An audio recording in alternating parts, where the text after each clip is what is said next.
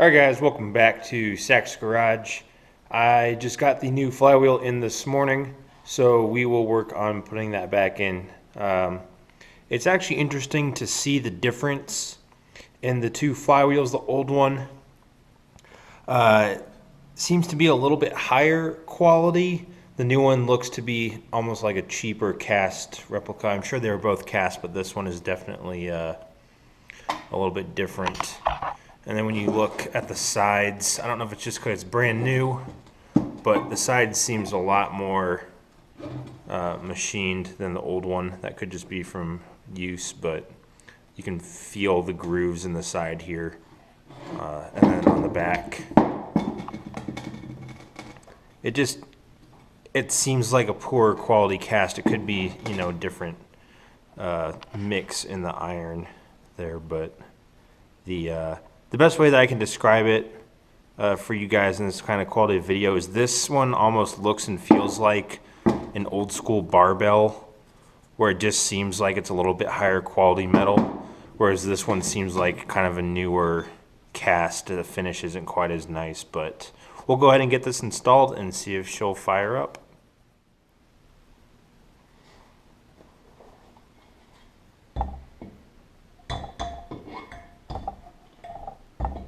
Magnet just wants to stick to everything.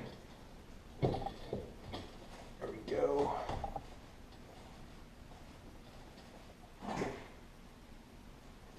That is on there, I think. It's hard to tell.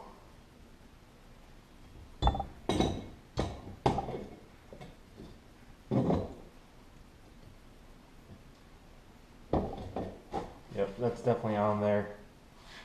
Magnets are lined up, it looks like. Definitely gonna have to adjust, or maybe not. I don't know if you have to adjust the exciter here. I don't know if it actually has to be touching or if it just has to get passed by the magnet, but it was definitely rubbing when on the old flywheel. So we'll have to try that out. And then this right here, spin this. There's the little hole here, and then if you look here on the back of the fan, there's a little notch there that lines up with the hole so that it doesn't spin. There we go, and that's snug. I already looked up the torque specs and set my torque wrench. It is 38 foot-pounds for this nut to hold the flywheel on. So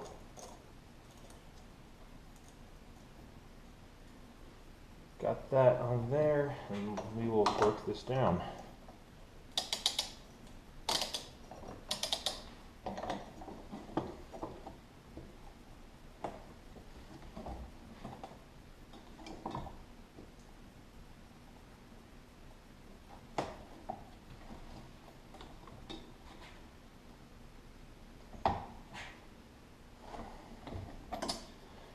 Need something to hold this a little bit better, so we're going to use, let's see if this will stay in here. No, that's not small enough. Where's my screwdriver?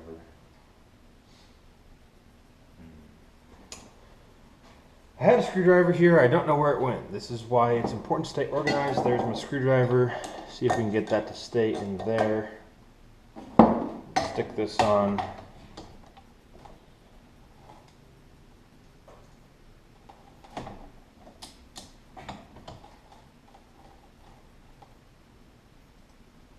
Come on.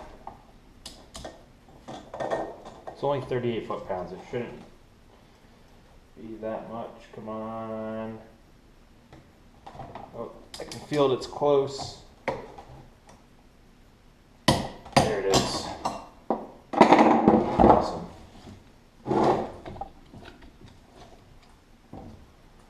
That spins nice and free. Like that. The rubbing's on the back there with the bag. And I'm dropping stuff everywhere. Yeah, I'm gonna need to get that. That's the throttle cable for later. But in the meantime, that spins really nicely. Let's see if we can get everything back on.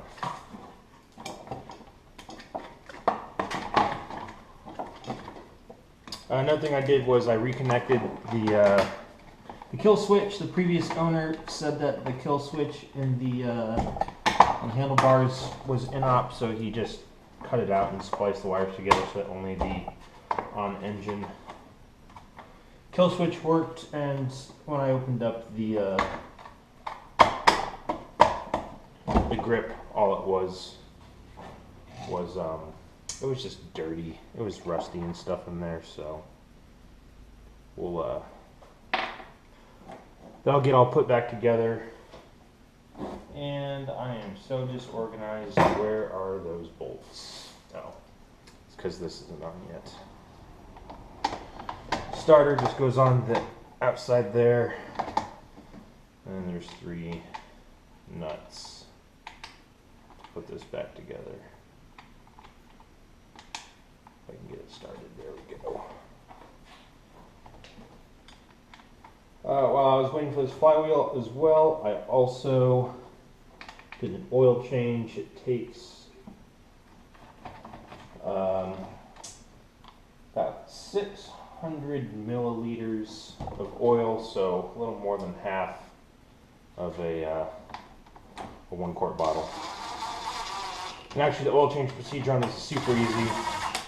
All it says is to fill it up until it's at the bottom of the fill hole.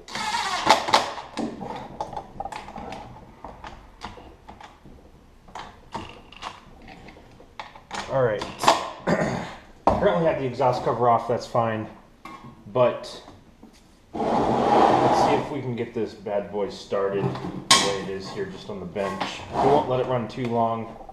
Alright, got choke on, ignition on, it has gas in it from before. Nothing's in the way, this is all hooked up. Oh, I also need to add the governor spring. I got that in the mail this week too, so we will add that after we bench test this.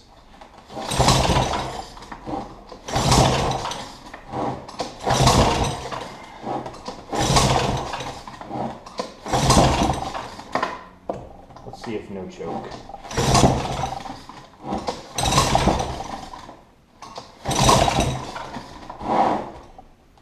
Oops, it sparks on, that's all on.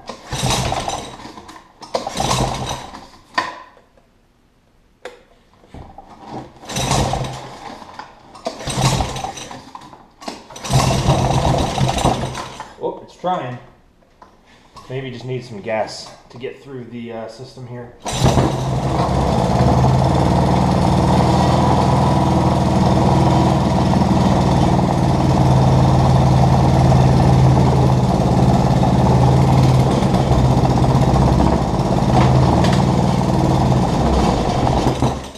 Awesome.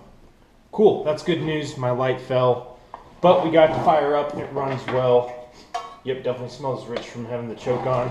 But that's good news. It started up. I'm super excited. We'll go ahead and get that heat shield back on the exhaust. That is already warm from that like 10 seconds of running. And we will get the spring on and then start putting the bike back together. All right, for the steering, the fork is just a little bit bigger than the frame part, so there's these 2 little spacers. I think they're brass. Those are nice and snug, so those will hammer in.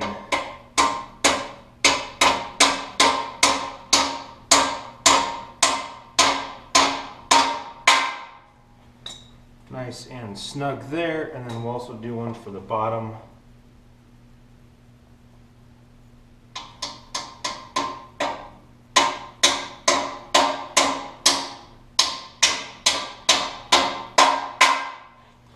Got a little bit of grease coming out, that's fine, no big deal. We'll throw a little bit. I've got some multi-purpose grease from Valvoline. Stick a little bit of that down in there. Since I cleaned those up, they were just covered in dirt and grime and stuff, so that wasn't going to be very conducive to putting together a nice clean bike. So we got that, and now we will attach the front. So we got the front here. Stick that on there. Fits nice.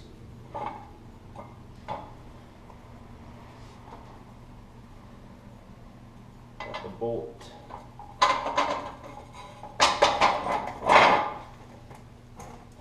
Slide that in there, try and get it nice and lined up. Slides right through. We just gotta get the bottom hole lined up. There we go, perfect. And then on the bottom, we've got this star washer. I don't know what exactly that is called, but it's a washer and it looks like a star. So stick that on, stick the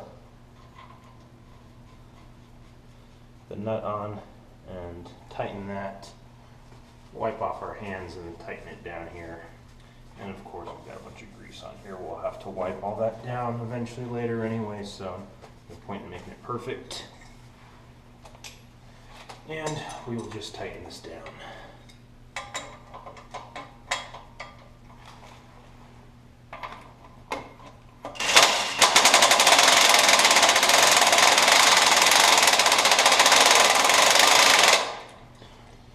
Don't want to make that bolt too tight so that it actually steers still. That swing's nice and free, no binding. Perfect. Happy with that. All right, next. Scoot that back a little bit so that we can see. Next is going to be the steer tire. So a little bit of grease left over in here, but we'll go ahead and grease it up. The axle bolt itself has 2 spacers on it here, just to keep it centered. I guess that's to give them options on what kind of tires and stuff you want to use. So we'll go ahead and grease those up a little bit so that they spin nice and free. One of the other things to consider here is I used to have a dirt bike, and pretty much every time after riding I'd have to go through and clean off the axle bolts because just sand and dirt and stuff would get in them, and that over time of course leads to wear and tear and a higher replace rate. However, this is going to be just a track pit bike, so don't anticipate seeing any sort of dirt, or at least not in any quantity that would be concerning or alarming or require us to take this apart and do a lot of preventative maintenance on it. So I put a little bit of grease in the wheel itself. However, these wheels actually have that doesn't need to go on yet. They have greasing ports, so you can just put a grease gun up to it and grease it up, which will be super nice just as you add grease every once in a while. So we'll go ahead and pick this up. Got frame spacer, wheel spacer, frame, and then the nut. So this is hard to do two-handed. We'll get it to go here eventually as the wheel tries to run away from me. It's difficult trying to get the spacer in there as well. But we got it. All right. As that's getting through there, we're probably going to have to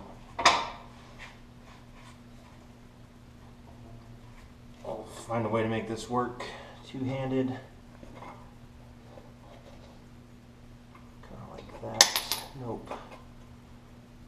Gotta get the bolt closer. Alright, the bolt is poking out the side of the wheel. I don't think you guys can see that, but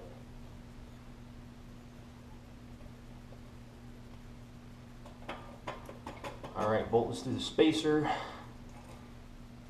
And out we go. Perfect.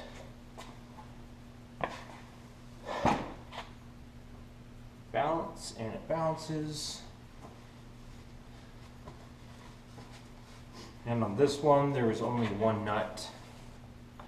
I'll show you here in a little bit, the rear axle actually has 2 nuts so that it, you jam one on so that it doesn't move.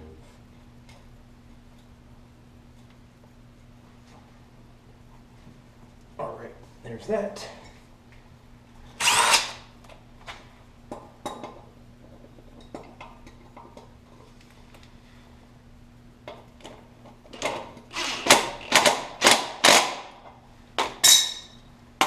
And see if that, nope, we tightened that too much.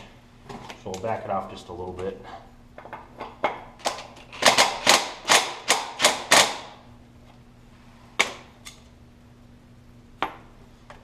And we'll see if, there we go, that's better, that spins. Can't tighten it too much or else it just pinches itself. Got greasy hands. All right, let's go ahead and flip this bad boy around. Something else that we did do while we were waiting on parts was we cleaned the chain. I went through and scrubbed it, cleaned it all off, and then sprayed it with some actual good chain lube so that now it is well lubricated. Before it was just covered in dirt. I don't think the previous owner did any sort of real preventative maintenance on it. Got a goat head in my finger there. This area is notorious for having goat heads. They just get stuck on everything. Well, just a little bit of grease, but like the front tire there, it already had, or it has the grease port, so we can add more as we need to. But on this one, it'll be should be a little bit easier here because the wheel is already spaced properly. So just a matter of, we're actually fighting the brake right now. Getting this bolt lined up here, here we go.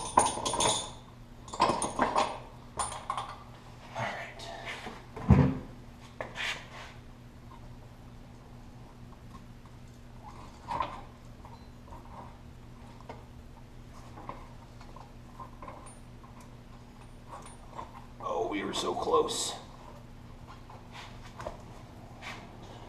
This really would be easier with 2 people, but unfortunately I live alone, so sometimes you just gotta fight it and make it work yourself. Come on. It's right there.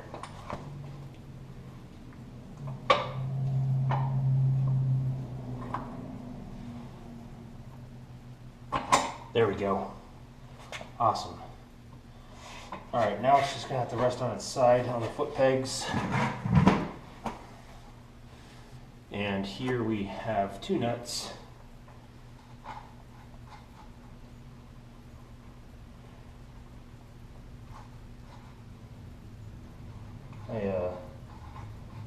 I cleaned this off the best I could. There was a little bit of old Loctite on it. With the jam nut, I don't think that Loctite is necessarily required, but worst case, we take it off and put some Loctite on. But for the time being, we won't.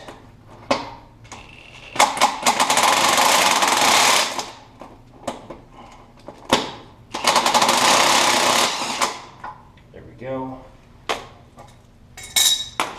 Make sure that rolls. Nope, need to back off just a little bit.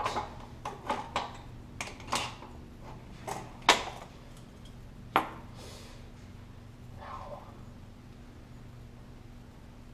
don't know if I pinched a nerve or if I got a sliver or something. It feels like I might have pinched a nerve in my thumb just there. Awesome.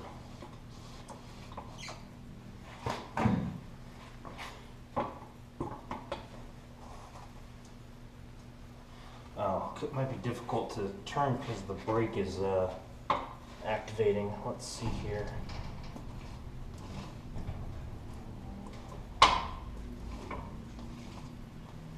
That's interesting.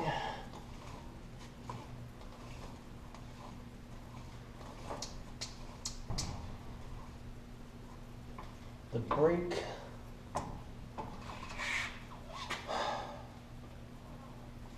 definitely rubbing on the brake a little bit.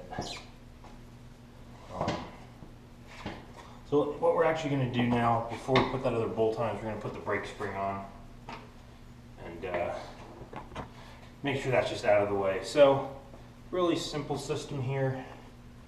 It's actually kind of brilliant in my opinion if you're not working with disc brakes. Is this little flap here is just attached with the spring.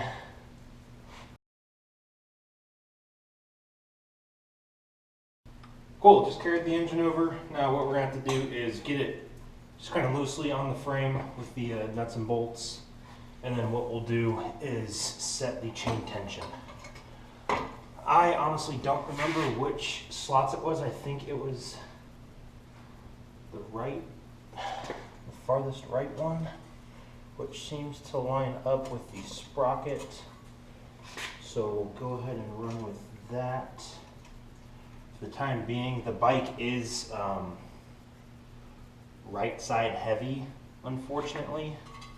So when you ride, you have to give it a little bit of left body weight to make it work. Man, that seems like the cover is really close to that foot peg. You see that? It looks like, I don't know if you guys can tell, but this cover here almost comes flush with the foot peg. I don't remember it being like that, but I could also be crazy. Anyway, we've got some bolts here. Alright guys, decided to spare you from the hand tightening of the engine bolts, because that took a little bit longer than expected, but that is okay. Oh, engine chain links. Alright, so we'll get this chain on and then we will set the chain tension accordingly by tightening down the engine bolts.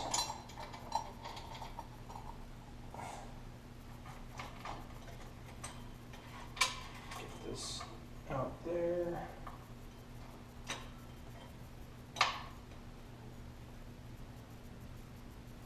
You can see that this chain's already pretty loose, but I do have the engine as far back as it will go. So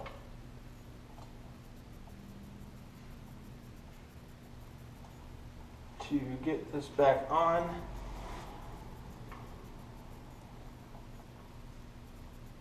I am missing, oh, there it is.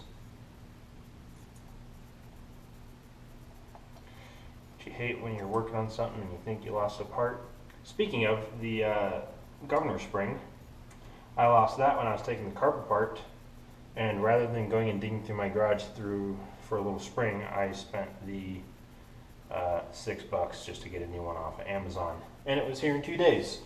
You can get them from Honda and other various parts stores for like $2 to $2.50, but then when you factor in shipping and everything, it ends up not being as good of a deal. So on top of that, another thought is because I had to order the flywheel and everything, I could have ordered it through there, but I had already ordered it on Amazon, and so at that point it was too late. So now that the chain is on, we can shimmy this motor forward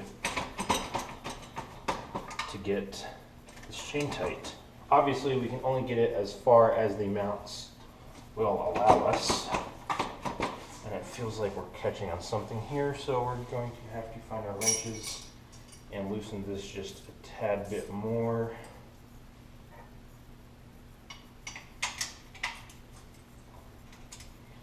Oh, wrong way.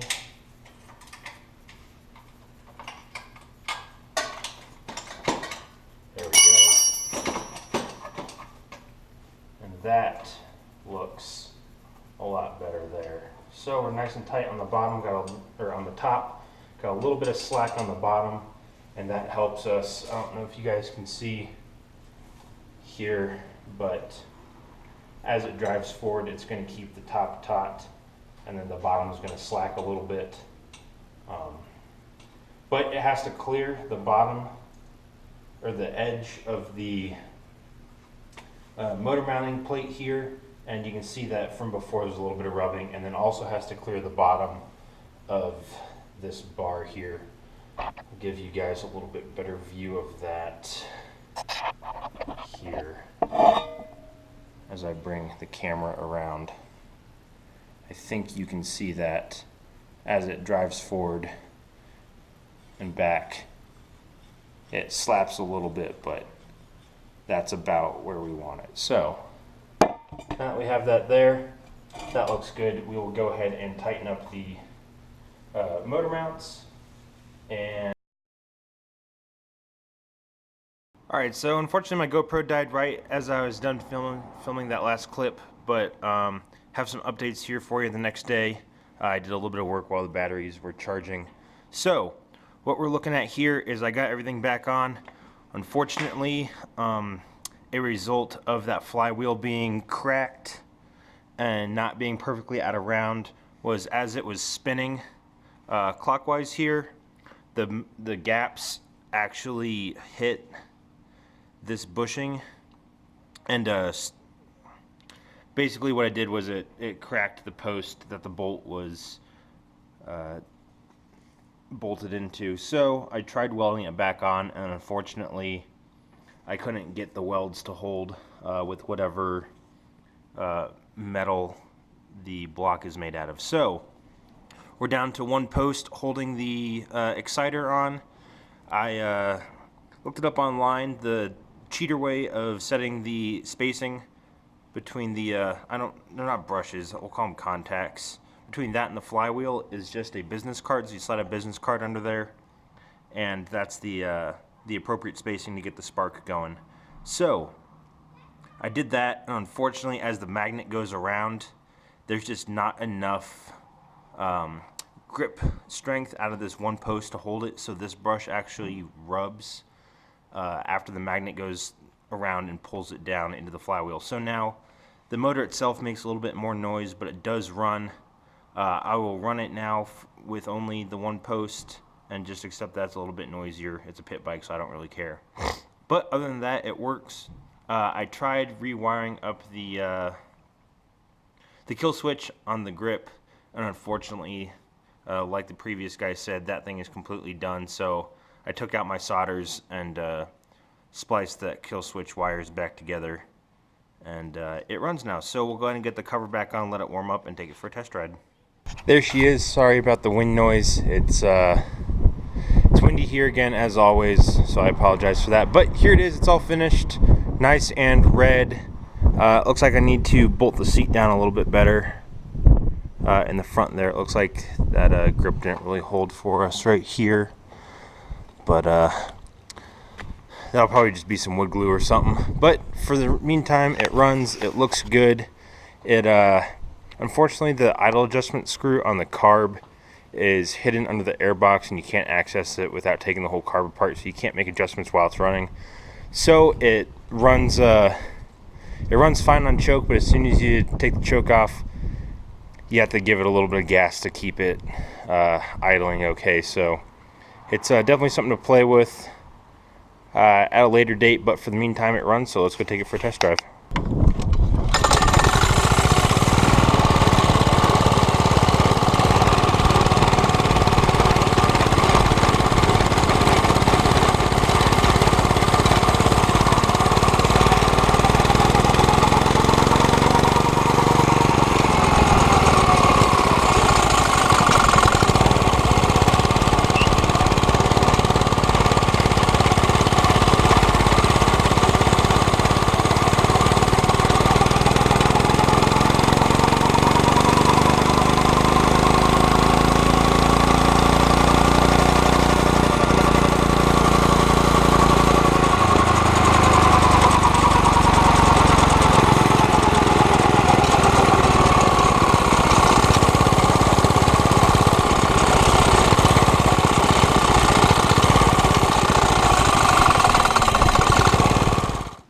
Hey guys, thanks for watching the video. I apologize for that one being a little bit longer than normal, but I wanted to make sure that I captured all of the issues I had working on it part of the point of this channel is to show that working on cars and projects in general isn't always smooth sailing, and sometimes you run into trouble and you just got to work through them.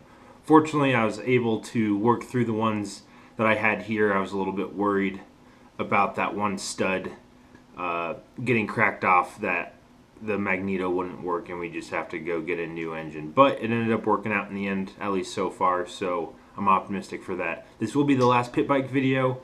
I have one more box of parts coming in for the Ranger, so we're waiting on that. It should get in this week, and then we will get back to working on the Ranger and its winter mods. So with that, I appreciate you watching. If you like what I'm doing, please consider subscribing and hitting the like button down below.